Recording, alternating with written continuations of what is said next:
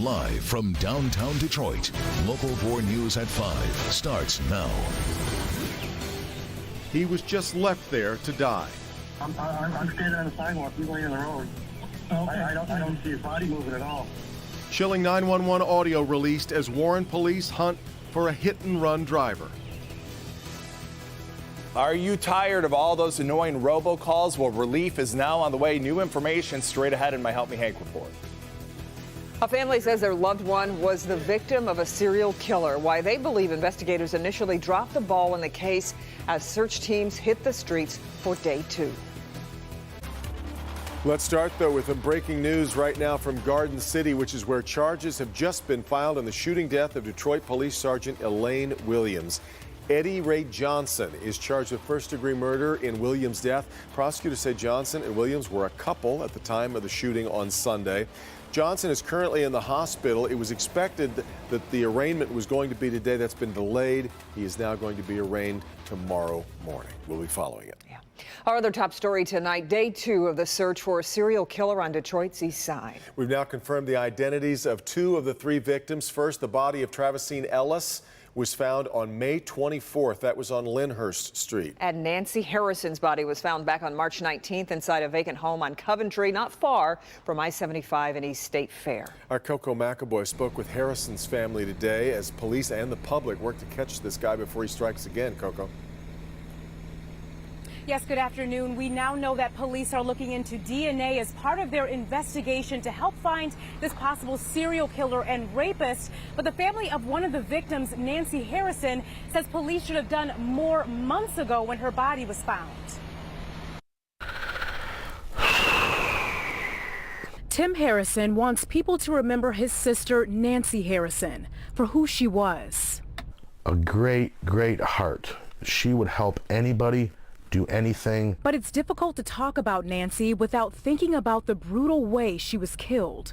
My sister did not deserve this. Detroit police found Nancy's body inside of an abandoned home on Coventry Street back in March. Initially, the department believed that she died as a result of a drug overdose. But the medical examiner ruled her death a homicide, and the family says the signs were all there from the start.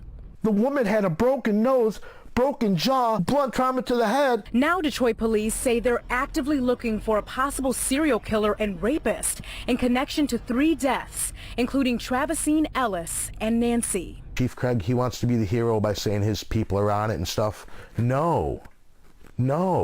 Police believe the predator targeted women in the sex industry, but Gary Harrison says that's not the case for his sister. She wasn't down there working to make money or to support her habit. The family is determined to get to the bottom of what happened to their loved one in whatever way they can. If it takes a day, it takes a week, it takes a month, it takes a year, we're going to find out who did this. And Crime Stoppers is offering a reward for information about Nancy Harrison's death. We'll have that information on our website.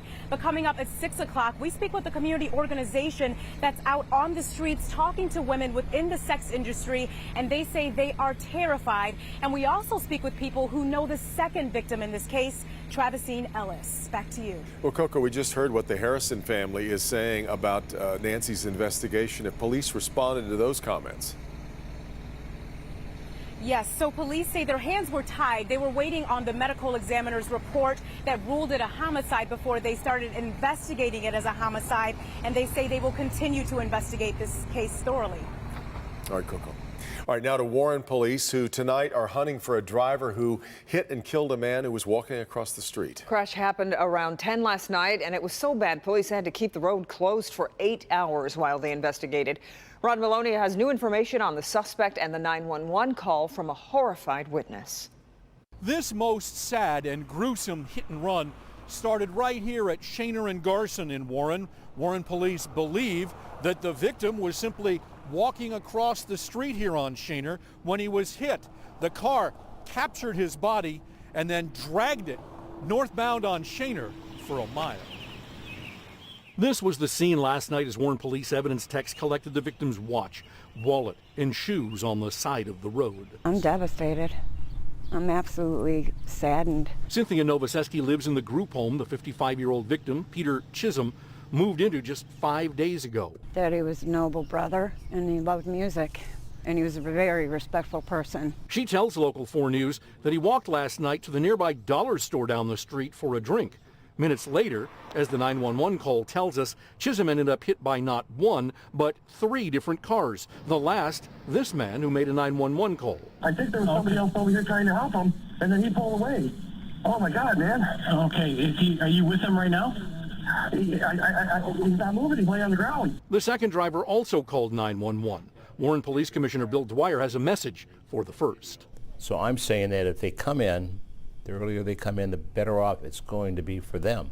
It's to their advantage because we're going to make the arrests, no question about it. They should turn themselves in. This is a human being that we're talking about, even an animal. They should turn themselves in. Well, sadly, so far that hasn't happened, but Chief Dwyer, Commissioner Dwyer, says that he has over a dozen detectives combing for evidence in this. They're looking for video evidence to show the car actually going by, but they say that they're reasonably certain in the next 24 hours or so they think they're going to have an arrest. Back to you. Rod, can you tell us any more about the car that hit the victim? Yes, I can, because in that canvas of that mile-long area, they also found the grill of the car, so a piece of the car actually fell out. The question is, what kind of car? Now, the original description had one make of car, and it looks like that's wrong. It's another version of another car, a sedan, and so that's what they're going to be zeroing in on as they continue in the investigation. Yeah, okay, Rod. A man is dead after getting into a shootout with Wayne State Police last night. Police say a man on a bicycle was firing a gun in front of the Detroit Rescue Mission on 3rd Avenue near Brainerd Street. And when they arrived to check out what was going on, they say the man started firing the gun at them. Police fired back, shooting and killing the man. No officers were hurt. Republican John James is making another bid for a U.S. Senate seat in Michigan. This time he'll try to unseat Democrat Gary Peters in 2020. Last year, you might remember, James lost to Senator Debbie Stabenow. Today, James tweeted saying America is heading in the wrong direction and he believes he can help lead Michigan toward a new future. And Senator Gary Peters responded to James's announcement saying in part, quote, "I'm focused on continuing to deliver results for Michigan. I'll keep working with anyone to improve life for Michiganders." Really hard for us to imagine in this day and age, but on this day, 75 years ago, Allied forces stormed a French beach riddled with millions of landmines and bullets whizzing by them at the rate of thousands of rounds a minute. But these brave soldiers stared down death and did not look back, a moment in world history that will never be forgotten. Jay Gray is in Normandy, France tonight as we pause to honor those who gave all. Good evening. The ceremony has been over for a while now, and a knowing silence has settled back in over these solemn grounds, a place that honors the memories of the men whose fearless dedication changed the course of history. Sunrise on Omaha Beach, the place where 75 years ago, thousands gave their lives for freedom. But the mortar fire, the flyovers on this day, are part of the celebration, thousands gathering to honor these rugged warriors returning to a battlefield that's now a sacred burial ground. It's good to be back. It's good to be back. Back with their brothers who didn't get the luxury of growing old. Most of the more than 4,000 Americans who died during the invasion were teenagers. I look back and think about all these young guys that didn't have a girlfriend or a wife, and they haven't lived like I have lived all these years. The sacrifice of all who fought here honored today by their commander-in-chief. You are among the very greatest Americans who will ever live. You are the pride of our nation. You are the glory of our republic. And we thank you from the bottom of our hearts. Thank you for your service. Well, God thank bless. you. Gratitude shared by a new generation. Service, courage, and strength. Forever etched in stone here. The cost of the fight here was overwhelming, a debt that those of us who reap the rewards of their service and sacrifice can never repay. In Normandy, France, Jay Gray, Local 4. All right, Jay. Coming up new at 6, you're going to hear from a local hero who was in Normandy with his powerful message, his memories, and yes, his regrets as he relives that fateful day. 75 years ago today. Well, we're just getting started here at 5. Here's Defender Kevin Dietz. When asked if it was his voice on controversial tape recordings, the Warren mayor dodged the question. Now those tapes may end up in a court battle. The story is coming up. Sunshine finally got here, and temperatures tonight very pleasant as we go into the evening in the 60s. Can we carry it through into the weekend? We'll answer that question next. Hank.